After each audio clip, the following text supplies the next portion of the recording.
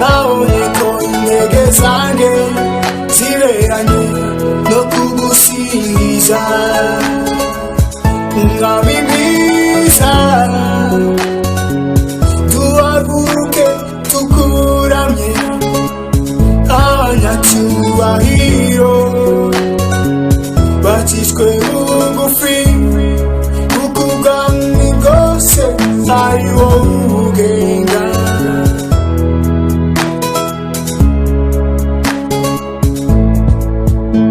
Ndashima izina ryiza ndahimbaza Yesu kuko atanga ibihembo bishimishije kuva kera isi yaremwa.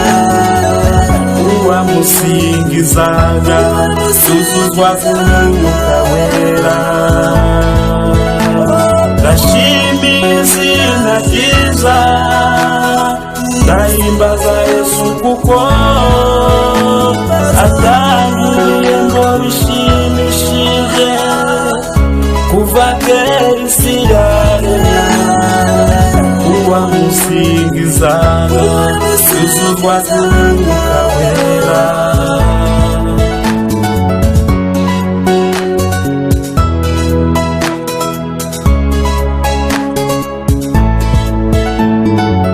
Ko numva Umwuka Wera ari wose, ndumva uje kureba abawe mwami yanjye twajyana.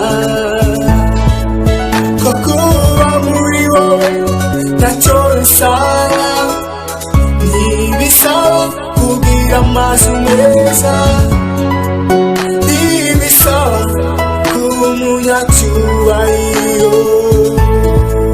Nimfashe munami nanjye nubahe.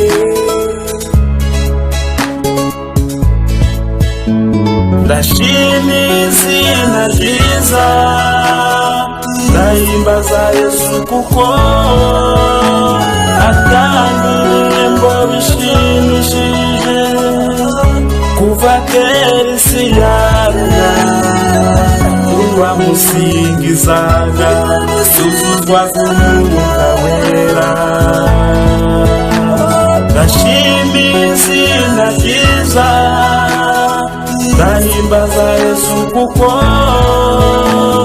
atanga ibihembo bishimishije kuva kera isi yaremwa. Uwamusingizaga yuzuzwa n'Umwuka Wera. Ndashima izina ryiza ndahimbaza Yesu kuko atanga ibihembo bishimishije kuva kera isi yaremwa. Uwamusingizaga yuzuzwa n'Umwuka Wera. Ndashima izina ryiza ndahimbaza Yesu kuko atanga ibihembo bishimishije kuva kera isi yaremwa. Uwamusingizaga yuzuzwa n'Umwuka Wera.